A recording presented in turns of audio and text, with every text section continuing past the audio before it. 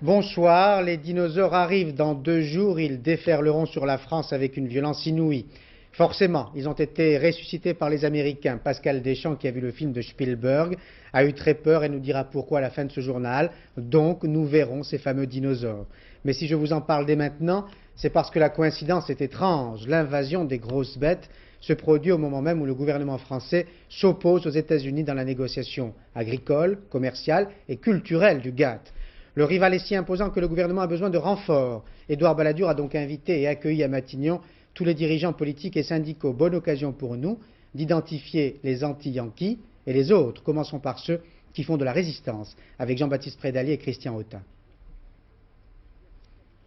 Bien, on me dit de faire traîner parce qu'il y aura un petit incident technique en régie, donc je ne sais pas si le reportage peut être prêt à diffuser. Je demande à Marie-Laure, qui est notre chef d'édition, de bien vouloir m'indiquer dans la petite oreillette. Donc on me dit qu'il y a un incident technique, on me le confirme.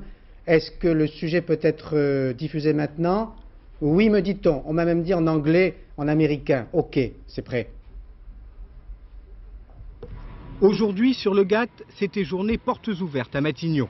Journée avec protocole, Jacques Chirac est arrivé le premier, affaire de courtoisie, de préséance et de soutien obligé du RPR. Histoire aussi pour Édouard Balladur de se sentir soutenu de bon matin.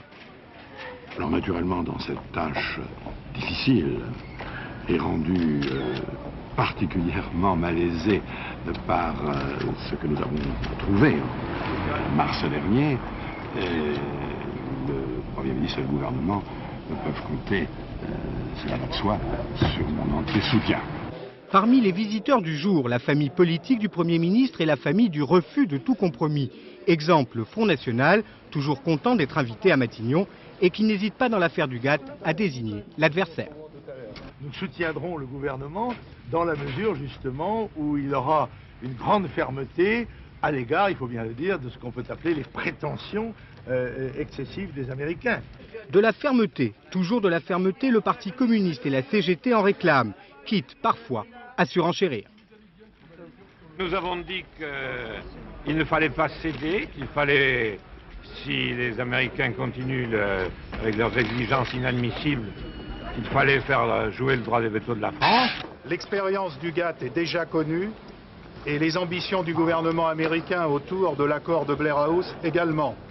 Ce serait de fait la mise en jachère économique, sociale et culturelle pour la France. Enfin, inévitable dans le camp du non, les agriculteurs. À la sortie, plutôt contents d'Édouard Balladur. J'espère et je souhaite que cette fermeté sera maintenue, car ce n'est qu'à ce prix de fermeté que nous arriverons à avoir une négociation saine. À Matignon, le camp de la fermeté est venu en ordre dispersé. C'était pour parler au Premier ministre, c'était aussi pour avoir sa tribune. Et maintenant, le défilé des attentistes, je n'ai pas dit atlantistes. Véronique Saint-Olive, Philippe Turpot. Et Michel Rocard a ouvert la parade de ceux qui voudraient bien voir signer cet accord, même s'ils ne sont pas d'accord sur le prix à mettre, si leur attitude n'est pas sans danger et si leur discours n'est pas toujours très clair. Il est assuré de notre vigilance. Du côté vert, on pimente l'accord recherché d'un zeste d'environnement. Nous l'avons aussi encouragé à poursuivre la construction de l'Europe politique, sociale et environnementale, parce que c'est la meilleure réponse à apporter dans le cadre de ces négociations aux Américains. Et puis il y a ceux qui voudraient bien que les choses s'arrangent, mais qui se lavent les mains de la négociation. Pour la CGC et FO, c'est à chacun son métier. Il appartiendra au gouvernement de se prononcer. C'est pas à l'organisation syndicale de dire voilà ce qui est bon, voilà ce qui est mauvais. Celui qui détient le pouvoir du peuple, c'est M. Balladur, c'est pas l'organisation syndicale. Et deuxièmement, pour tout vous dire, parce que nous ne sommes pas au courant de tout. Enfin, il y a ceux qui n'ont pas de cas de conscience, écolo, CFDT, CNPF, mano dans la mano, partisans de signer et tout de suite. J'ai dit que la France et les Français n'avaient pas peur du GATT, qu'il fallait arrêter d'avoir une position défensive, de ne pas savoir ce qu'on voulait. Il faut aller le plus loin possible, bien sûr, dans toutes les négociations pour des échanges commerciaux équilibrés avec des règles du jeu plus importantes. Mais jouer la crise n'est pas notre option. Que le CNPF souhaite que l'on aboutisse à un accord qui permette aux entreprises françaises d'améliorer leur accès aux marchés étrangers et de mieux se défendre contre la concurrence déloyale de certains pays. Pourtant, ce sont les mérites du libre-échange qui ont été prônés et la menace d'une mise au ban de la communauté internationale qui a été brandie. Difficile d'y retrouver ses petits, il appartiendra au Premier ministre de faire le tri. Et l'on retrouve Arlette Chabot en direct à Matignon. On voit bien à travers cette gamme de réactions, Arlette, que le clivage droite-gauche n'a aucun sens sur cette affaire.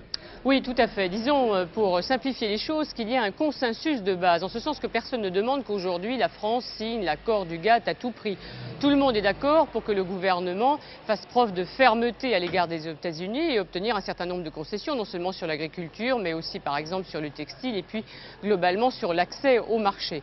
Donc consensus de base, là-dessus tout le monde est prêt à soutenir Édouard Balladur. Ensuite, on l'a compris, c'est vrai qu'il y a beaucoup de positions, beaucoup de nuances, mais on a entendu aujourd'hui surtout ceux qui au fond craignent ou redoutent un échec au GATT parce qu'ils pensent que le GATT relancerait l'économie, parce qu'ils redoutent un isolement de la France, un protectionnisme français, parce qu'ils redoutent aussi, ce sera surtout l'UDF qui devrait le dire demain, une crise européenne à terme.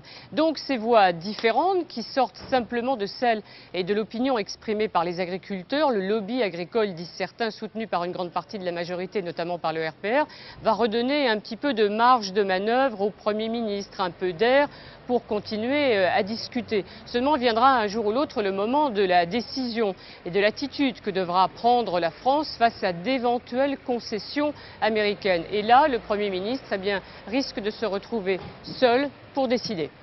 François Mitterrand aura l'occasion d'en parler sur France 2 lundi prochain à 20h50.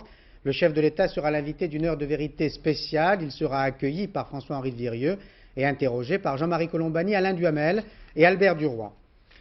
Mickey a perdu le sourire. La petite souris qui s'était installée près de Paris va se séparer de 950 adultes qui la choyaient. Euro Disney licencie. Frédéric Rota, Jean-François Chevet. Il y en a qui voient la vie en rose et ceux pour qui l'avenir s'annonce morose. C'est ici, dans ces immeubles grisâtres, loin des paillettes, dans l'envers du décor, que le plan social va frapper. 950 cadres et employés de bureau sont sur la sellette, près d'un emploi sur 10 est en passe d'être supprimé. Baisse de la fréquentation, baisse des dépenses des visiteurs, le résultat c'est 1,5 milliard de francs de pertes, mais pour les syndicats, le plan social risque de faire encore plus de dégâts. Aujourd'hui, moins il y a de personnel, plus la situation se dégrade, et moins le service que les gens attendent, le spectacle que les gens attendent, puisqu'on nous dit que c'est une entreprise de spectacle, moins c'est bon. Et donc ça amène moins de clientèle. Mais pour les responsables d'Euro Disney, le plus grave, c'est le gel des investissements. Crise oblige, ils doivent renoncer à la construction d'un second parc à thème qui aurait peut-être pu sauver des emplois. Car une récente étude démontre qu'Euro Disney, depuis sa création, a beaucoup apporté à la région parisienne. Il y a certes aujourd'hui 950 postes supprimés, mais il y a eu aussi 11 200 emplois créés dans notre région. Et ça, c'est quand même un élément très positif pour l'économie de la région et pour l'économie française. 7 milliards de devises sont venus enrichir les caisses de l'État l'an passé. Pas beaucoup de loisirs en perspective pour la direction. Présentation vendredi prochain du plan social en comité d'entreprise et poursuite des négociations avec la maison mère Walt Disney pour définir une nouvelle structure financière. Décidément, les aventures et les mésaventures de Mickey en France sont loin d'être terminées. L'État au secours de Bull une nouvelle fois. Gérard Longuet, le ministre de l'Industrie, a annoncé aujourd'hui une aide de 7 milliards de francs, mais cette manne s'accompagne d'un changement de PDG. Jean-Marie Descarpentries prend les rênes du groupe informatique français qui souffre depuis 20 ans. Pascal Golomer. Image d'archives, presque la préhistoire déjà dans l'informatique. 1981, Bull fête ses 50 ans d'existence. Existence mouvementée avec 3 grands changements d'actionnaires, des alliances et des divorces, toujours sous le patronage de l'État. Mais 81, c'est aussi l'arrivée de la gauche. François Mitterrand est élu président de la République. L'heure de la nationalisation pour Bull, qui est alors au plus mal. Actionnaire généreux, l'État va verser pendant 10 ans plus de 10 milliards de francs dans l'affaire. Mais les comptes ne sortiront jamais vraiment du rouge. Bull ne résiste pas à la concurrence étrangère. Les marchés publics ne suffisent plus. Et le rachat des Américains Honeywell, puis Zenith, lui coûte une fortune. Bull, malade chronique sous perfusion. Jean-Pierre Brulé, un de ses anciens patrons, y voit 2 causes essentielles. Je crois par le fait à la fois de faire trop de métiers différents, c'est le problème de tous les généralistes, et par le fait d'avoir des temps de réponse trop longs aux attaques du marché par les compagnies plus spécialisées. Et puis en plus, quand les décisions sont importantes, il faut qu'ils les fassent approuver par l'État. Et ça, c'est long, comme on le voit actuellement. Des milliards de francs de pertes et des milliers d'emplois supprimés à travers le monde. 8 plans sociaux depuis 87. Moins de personnel, une plus grande qualification, c'est la règle chez tous les constructeurs. Jean-Yves Huvet, lui, a créé une association pour accompagner ceux qui partent. Il écoute aussi ceux qui restent. Il y a une attente. Actuellement, tout le monde attend chez Bull. Tout le monde est effrayé, attend. C'est vrai. Histoire d'un déclin donc, déclin d'une image aussi, la plus mauvaise parmi les grandes entreprises. Et c'est peut-être plus difficile encore à relever qu'un bilan d'activité. Nathalie Dolé et Georges Tillard se sont rendus à Villeneuve-d'Ascq, près de Lille, pour illustrer les difficultés du groupe Bull, contraint de vendre son fleuron à Decathlon. Impérativement continuer d'attirer de nouveaux clients en développement. Premier message du nouveau PDG de Bull à ses employés de Villeneuve-d'Ascq. Ici, les réactions sont plutôt désabusées et personne n'y croit plus. L'usine phare de la micro-informatique française, le fleuron du groupe, sa vitrine européenne de haute technologie. Ce s'est condamné. Fermé alors qu'on n'y est pour rien, que c'est une décision vraiment politique, que c'est une décision, je dirais, générale, prise à un autre niveau qui n'a rien à voir avec la qualité technique et le rôle de l'usine, bon, c'est là que ça fait mal. À l'implantation de l'usine en 86, 600 emplois étaient annoncés. 400 seulement ont été créés, il n'en reste aujourd'hui que 250. L'usine, tout en haute technologie, n'aura jamais réussi à atteindre ses objectifs. Alors aujourd'hui, le site est sur le point d'être vendu. Il y a eu un protocole d'accord avec Decathlon. Enfin, quand on dit protocole d'accord, c'est déjà avec la ferme intention de sacrifier l'usine de Villeneuve-d'Ascq. Donc il n'y a plus beaucoup d'espoir. Depuis plusieurs mois, les employés de Bull se sont donc mis à chercher du travail. Une centaine d'entre eux a déjà quitté l'entreprise. Les autres attendent l'annonce officielle d'un plan social. Ce reportage met en lumière l'urgence des mesures à prendre dans la lutte pour l'emploi. C'est le titre même du livre écrit par mon confrère Yann Delécoté, pour qui le chômage n'est pas une fatalité, ouvrage publié par Grasset. Rhône Poulenc est à vendre et sera sans doute bien vendu si l'on se fie au succès des actions BNP. Yannick Le Tranchant précise, si vous êtes intéressé, ce que vous allez posséder. Rhône Poulenc, un géant. Sa spécialité, la chimie et les médicaments. L'entreprise fait partie des 5 grands mondiaux dans ces secteurs. Rhône Poulenc pèse lourd, plus de 80 000 personnes dans 140 pays. Sa croissance est largement portée par sa branche santé, la plus importante du groupe, 37% du chiffre d'affaires. Son plus beau coup, il y a 3 ans, le rachat et le sauvetage de Rohrer, le puissant groupe américain du médicament. Rhône Poulenc est aussi en train d'absorber le prestigieux Institut Mérieux, réputé pour ses vaccins. Rhône Poulenc, un groupe en bonne santé dans un contexte mondial morose. L'État va vendre les 43% qu'il détient encore dans le capital. Rhône Poulenc pourra davantage faire appel aux marchés financiers pour résorber son endettement et poursuivre son développement. La date précise de la privatisation n'est pas encore connue, probablement dans quelques semaines. Aujourd'hui, le titre cotait 145 francs. La communication ne vaut que si elle est partagée par tous. La SNCF, sensible aux doléances des usagers, lance un appel au dialogue. Socrate attend que vous lui répondiez. Alban Mikosi, Alain Saint. À Versailles, comme ailleurs, l'heure était à la concertation. La SNCF avait bien fait les choses, édité de jolies brochures, sorti des bureaux ses meilleurs cadres. Mais hélas, le dialogue est un art difficile. Et devant le stand tout neuf, bien peu d'usagers. Une trentaine en 2 heures, la foule était de l'autre côté de la gare, derrière les portillons, le défilé des mécontents. Ça fait 4 ans que je fais la navette. Ce matin encore, on n'avait pas de chauffage dans le train. On a du chauffage au mois d'août par contre. Non, j'ai rien à leur dire.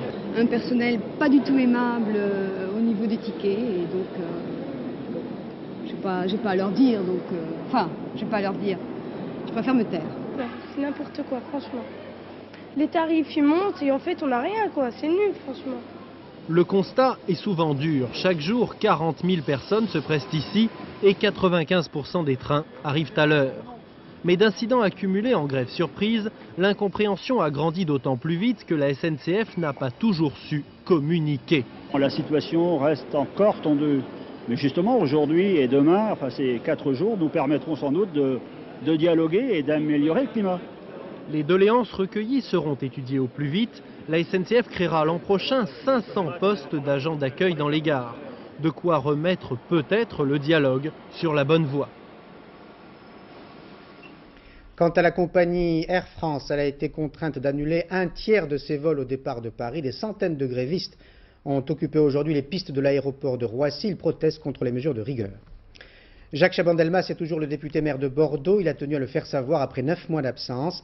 Les opérations chirurgicales qu'il a subies n'ont entamé en rien sa volonté d'aller jusqu'au bout de son mandat. Jacques Chaban-Delmas a 78 ans. Gilles Marinet, Philippe Dumail. Fantastique. Fantastique. Ah! Faites pas attention, je vais garder des bras de tueur. C'est que ça fait 1 an que je fais sans arrêt des barres parallèles sur mes fauteuils. Sans arrêt. Alors j'ai des bras effrayants. À 78 ans, Jacques Chaban-Delmas a toujours du biceps. Ce sont les jambes qui ne suivent plus malgré plusieurs opérations. Les Bordelais n'avaient pas vu leur mère depuis 9 mois, une absence pendant laquelle on a beaucoup parlé de succession, ce qui a le don d'irriter Chaban. Vous savez, je voudrais que nous ayons bien présent à l'esprit que cette affaire de ma succession est très importante, sans mesure d'importance, mais qu'elle n'est pas d'actualité. Et pourtant, Bordeaux ne parle que de ça. On cite le nom d'Alain Juppé et l'on s'interroge sur les chances du dauphin de toujours, le président de région Jacques Valade, curieusement absent de l'hôtel de ville aujourd'hui, mais toujours candidat. Je suis toujours conseiller municipal, je préside la région Aquitaine, je suis sénateur de la Gironde, par conséquent, on sait bien que je ne vais pas à aucun moment me désintéresser de la ville. Dans l'immédiat, Jacques Chaban-Delmas est donc de retour. Il lui faudra restaurer la confiance dans un système attaqué de toutes parts, y compris par le patronat local. Après 46 ans de chabanisme, ce ne sera pas le combat le plus facile. Une première éclaircie en Camargue. L'eau prend enfin le chemin qu'elle doit prendre, celui de la mer. Agnès Varamian, Hervé Pozzo. Petite promenade sur le nouveau chantier des inondations, le plus paisible de Camargue, il est en avance sur l'arrivée de l'eau. Nous sommes ici sur la digue à la mer, séparation de l'eau douce des étangs de Camargue et de l'eau salée de la Méditerranée. Hubert Manot, le maire des Saintes-Maries, a surveillé toute la journée le niveau des eaux et s'est décidé, ce soir, 24 pompes agricoles vont être installées sur la digue pour évacuer l'eau qui arrive du nord et qui lui donne du tracas. Nous allons pomper comme les Shadocks jour et nuit pour que la quantité d'eau qui va venir par le nord soit automatiquement, quantitativement reversée à la mer. Car après avoir inondé le nord de la Camargue, la nappe d'eau descend, 130 millions de mètres cubes passeront à la mer, le tout est de savoir comment. Il faut que la mer ne soit pas grosse, parce que si elle est grosse, elle est plus haute que l'étang et l'eau, elle ne peut pas s'en aller. Au contraire, c'est la mer qui rentre dans l'étang. Pour dissiper les soucis, le maire fait le tour des habitants. Un grand mas, un grand propriétaire, mais qui a déjà pris ses précautions et surélevé ses meubles. Ce sont des choses qui représentent une vie, qui représentent même plus que ça, une tradition dans notre famille. Maintenant, je ne suis pas devin, mais je connais bien mon pays. Je vous dirais que je dis qu'il y a encore des chances que nous soyons endeuillés. Attendre que la mer baisse, pomper pour gagner du temps, surtout que la météo est favorable. L'eau des inondations s'écoule ce soir doucement tout près des Saintes-Maries, soulagée. La France veut voir le président haïtien Jean-Bertrand Aristide à son poste, autrement dit à Haïti, au jour prévu le 30 octobre. Et pour tenter d'intimider les putschistes entêtés, François Mitterrand a annoncé aujourd'hui l'envoi d'une frégate. Elle participera au blocus. Jérôme Bonny. Un hélicoptère, 2 missiles Exocet et quelques commandos de marine, la frégate Le Ventose vogue en ce moment même vers Haïti. Sa mission, renforcer la flottille américaine et canadienne qui doit surveiller dès minuit le nouvel embargo décrété par les Nations Unies contre les putschistes haïtiens. Embargo sur le pétrole et les armes. Dans le collimateur, cet homme, le général Cédras, qui refuse de rendre le pouvoir au président Aristide. Il exige des garanties sur l'amnistie des militaires. Aujourd'hui, les magasins de Port-au-Prince sont fermés. Après les violences de ce week-end, partisans et adversaires du président déchu ont appelé à la grève générale. Certains habitants, craignant des représailles, fuient la capitale. Madeleine Albright, ambassadeur des États-Unis auprès de l'ONU, n'exclut pas la possibilité d'une intervention militaire pour protéger les Américains d'Haïti et restaurer la démocratie. Mais à Port-au-Prince, ceux qui attendent cette intervention depuis 20 mois n'osent même plus espérer. La mafia a parfois bon dos. En Italie, les services secrets sont soupçonnés d'avoir participé à des attentats sanglants. Le chef de l'État a lui-même tenu à présider une réunion de crise. Gérard Beaufils nous appelle de Rome. La bombe placée le 21 septembre dernier dans le train Palerme-Turin n'a pas explosé. En revanche, c'est un nouveau scandale qui a éclaté. Le poseur de bombe était un membre des services secrets. Après l'espionnage et le terrorisme, le sexe. Cette femme, déjà surnommée la Mata Hari italienne, dénonce un complot d'extrême droite qui devait déboucher sur un coup d'État militaire en Italie. Démenti officiel certes, mais son amant général de son État a cependant été démis de ses fonctions. Cet autre général, au gradé dans le corps des carabiniers, est accusé lui d'avoir utilisé les services de la mafia calabraise pour infiltrer les brigades rouges au temps des années de plomb, à l'époque de l'assassinat d'Aldo Moro, le chef de file de la démocratie chrétienne. Lorsqu'on n'évoque plus la corruption en politique ou dans le monde des affaires, eh bien c'est la poudre qui parle, à Florence, à Rome ou encore comme à Milan en juillet dernier. La société est sous le choc, l'État est en pleine déliquescence et c'est peut-être pour cela que le président de la République met en place autour de lui aujourd'hui une véritable mobilisation générale. Oscar Luigi Scalfaro s'interroge, il voudrait bien y voir un petit peu plus clair et c'est pourquoi il a convoqué ici pour ce soir toutes les plus hautes autorités de l'État. Entre les faits avérés, les mensonges et les rumeurs, l'opinion publique italienne s'interroge, elle pourrait bien à l'avenir lui demander des comptes. La même femme, Premier ministre pour la seconde fois d'un État musulman, le Pakistan, Benazir Bhutto, va savourer cet instant demain lors de son intronisation officielle. Nos envoyés spéciaux Éric Lemasson et Georges Janssen l'ont rencontré. C'était il y a quelques jours. Le retour à Islamabad après la victoire aux élections. Le retour vers la capitale, mais surtout pour Benazir Bhutto, le grand retour au pouvoir. Des pétales de rose, des chants. À l'aéroport, ils sont venus par milliers et ce sourire efface 3 longues années de traversée du désert. Les supporters de Benazir se battent pour l'approcher, mais cette joie ne doit pas faire illusion. Car si demain le Parlement la nomme pour la 2e fois Premier ministre, Benazir Bhutto le sait, il lui sera tout aussi difficile de gouverner. En 1988, sa première expérience du pouvoir n'avait duré que 20 mois et c'est l'armée, le vrai maître du Pakistan, qui l'avait forcé à démissionner.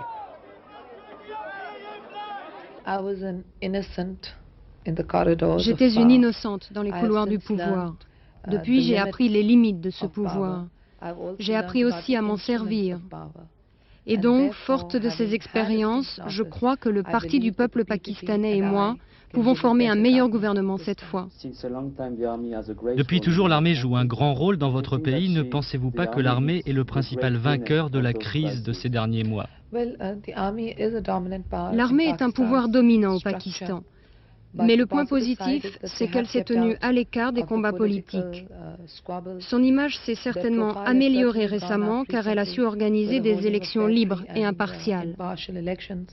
Ces 5 dernières années, l'armée a œuvré pour mettre le Pakistan sur le chemin de la démocratie et pour cela, elle a gagné l'amour et le respect du peuple pakistanais. Chaque jour, devant les grilles de la maison du Parti du peuple pakistanais, des hommes, mais aussi des femmes. Benazir est leur grand espoir dans ce pays musulman où depuis toujours quelques grandes familles se partagent richesse et pouvoir.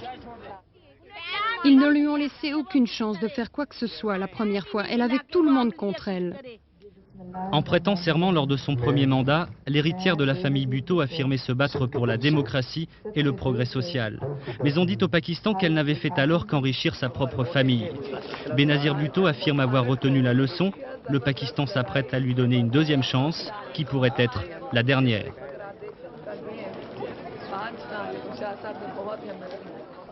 La France seule contre tous, il ne s'agit plus d'actualité mais d'histoire. La société napoléonienne, nostalgique de qui vous savez, a eu l'idée de reconstituer la bataille du 19 octobre 1813. L'empereur affrontait les Russes, les Prussiens, les Autrichiens, les Suédois et bien sûr les Anglais. C'était à Leipzig.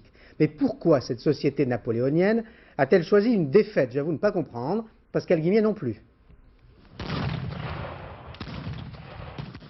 18 octobre 1813 au petit matin, Russes, Prussiens, Autrichiens, Anglais et Suédois, toute l'Europe coalisée contre ces grognards de Napoléon.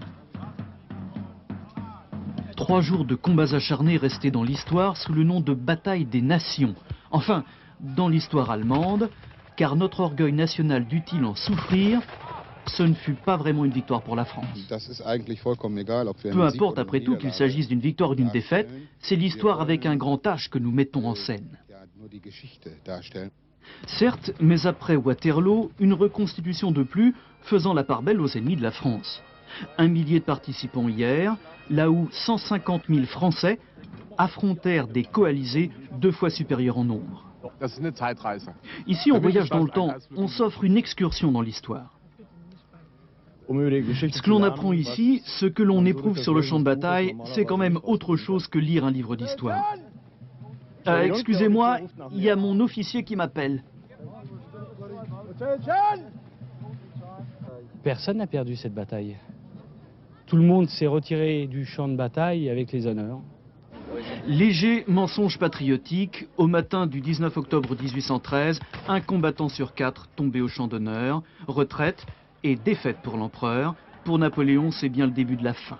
Bientôt la France s'isolait avant d'être vaincue dans des négociations inégales. C'était il y a 180 ans très exactement. Personne n'avait encore entendu parler du GATT. Alors, question, l'histoire pourrait-elle se répéter ?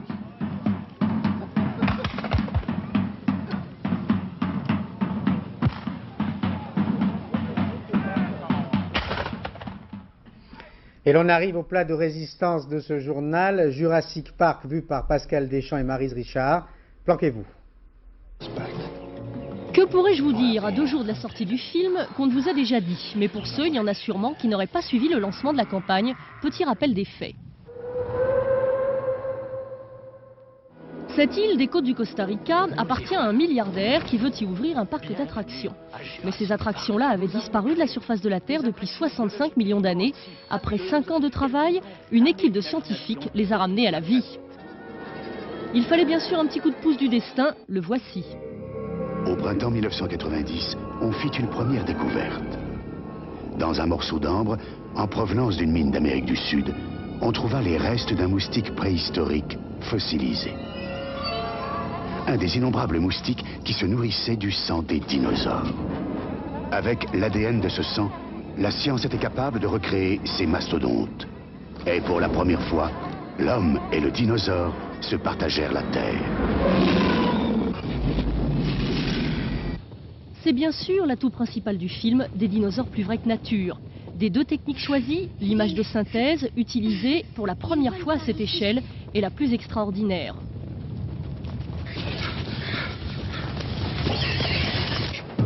Dans l'attaque de la Jeep, en revanche, Spielberg a utilisé un tyrannosaure mécanique, 2 tonnes, 112 animations possibles, effectuées par 10 techniciens. Pas mal non plus. C'est le film de la démesure. 15 semaines de tournage, sans compter la post-production, et le plus gros budget de l'histoire du cinéma pour battre le record d'entrée en salle détenu par E.T., un autre film de Spielberg qui s'est décidément bien joué avec nos rêves ou nos cauchemars.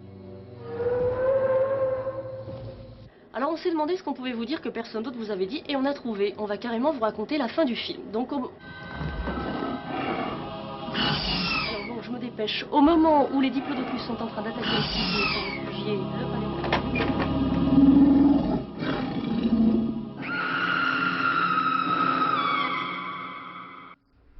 Je vous rassure, Pascal Deschamps est bien parmi nous, elle nous a préférés aux dinosaures. Ne soyons pas tout de même manichéens, nous avons eu droit à l'instant à l'aspect le plus imposant de la culture américaine.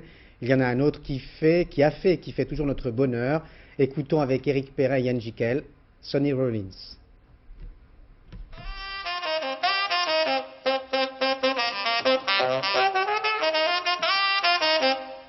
À 63 ans, il est capable de jouer sans retenue durant 2 heures de concert. Sonny Rollins, le marathonien du souffle, le colosse du saxophone. C'est en écoutant ses disques quand il avait une dizaine d'années que Mathieu a attrapé le virus du jazz. Parfois, des vocations naissent comme ça, au détour de quelques notes.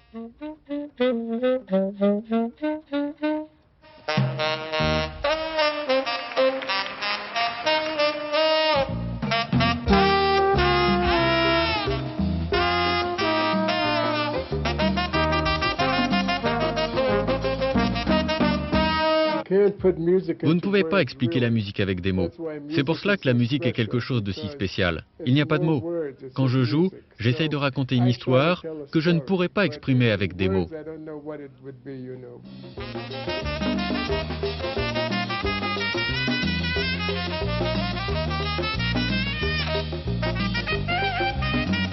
Se raconter à travers la musique, c'est le maître qui parle. Écoutez maintenant l'élève, la preuve sans doute que quel que soit l'âge et l'expérience, la musique se vit. On peut faire passer des sentiments à travers son instrument? Oui, des sentiments qu'on ne peut pas faire passer à travers l'oral, la langue vis-à-vis des copains et de la famille.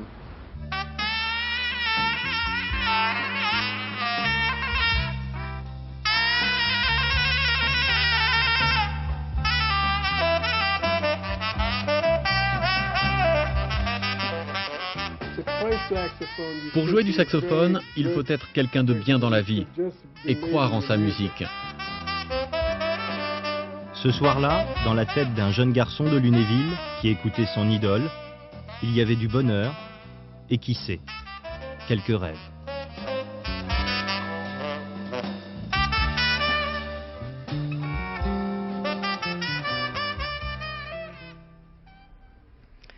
Hommage à France 2 pour terminer. On ne change pas une équipe qui gagne. L'an passé, France 2 triomphait au Sportel de Monaco et remportait le micro d'or du meilleur reportage télé grâce à Alain Vernon.